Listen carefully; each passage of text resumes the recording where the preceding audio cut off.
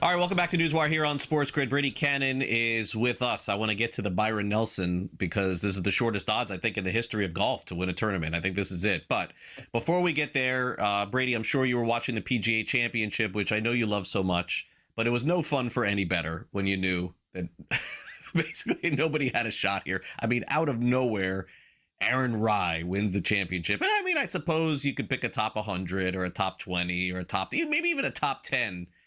But I know Smalley was a name that we had talked about a little bit, but never Aaron Rai. So what did you make of this? Is this like an all-time upset, 290 to 1?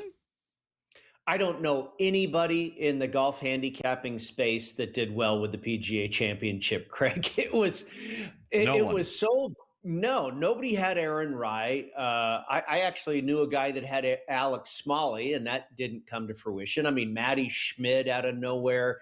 I thought the first 3 days were really good. And we go into Sunday and we have this incredible leaderboard with Scheffler and Patrick Reed and Jon Rahm and all these names just getting ready to pounce.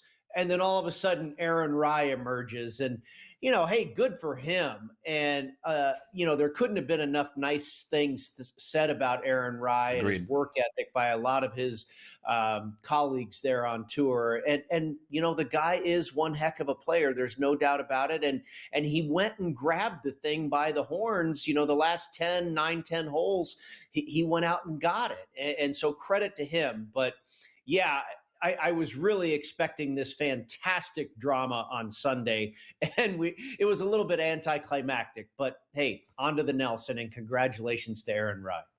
Yeah, and listen, there's still a couple of majors left. We got the U.S. Open, the British too, and so can make up some ground there, maybe even this week.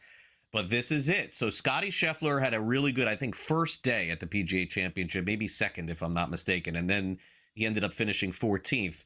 But Brady, as long as I've been following this is it. I've never seen this short odds to win any event on the PGA Tour. The Byron Nelson this week has Scottie Scheffler listed at plus 155. And I think, if I'm not mistaken, from looking at the field, that's more of the reason why. Now, let's also note that Scheffler missed a couple earlier in the year, and so maybe that's why he's playing in this one. But when I see Siwoo Kim and Jordan Spieth as the next closest odds, it tells me a lot of guys taking the week off after the PGA. Yeah, it's definitely a light field. And Scottie's here for a couple of reasons. He's the defending champion. He absolutely torched this golf course last year to the tune of 31 under par and beat Eric Van Rooyen by 8 shots. And, it was so off the charts that they brought in Lanny Watkins and said, all right, we got to redo this golf course. And so we do have a little bit of a new product this year. I think the formula is the same. It's a pretty straightforward, hit the ball a long ways, hit greens in regulation, and it becomes a putting contest. It'll be a birdie fest. The winning score proposition bet at the Westgate Superbook here in Las Vegas this year is under or over 23.5 under par. And the average winning score for the last 5 years here at TPC Craig Ranch has been a little better than 25 under par. So they're adjusting by a couple of strokes for the redesign. But Scottie also being, a resident of the Texas area and having grown up in that area, Jordan Spieth, the same thing. A lot of the local Texas guys will show up and honor these events. But yeah, it's a watered down field. And I went with nothing but long shots, Craig. And it's all basically predicated on Scottie's odds, as you point out, being so low. And then you've got Spieth and Kim at like 15 and Koepka at 25. Everybody after that's like 50 to 1 or higher. And that's where I really started.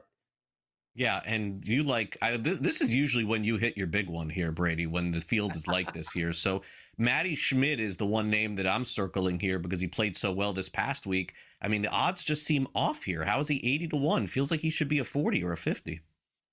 Well, if he didn't do what he did last week, then maybe Matti Schmid is typically 80 to 1 or so. But I thought that was tremendous. And I mentioned that I believe this is going to be a putting contest. Matti Schmid is a really good putter. And oh, by the way, those were bent grass greens last week at Aronimink, just like we have here at TPC Craig Ranch. And who was number one in that field for strokes gained putting last week? Matti Schmid. So I went with a lot of putters at long odds this week, Craig. We'll see if we can get one. All right, Brady. Have a great rest of your week. Thanks again for coming on the show. You bet. Good to be with you as always.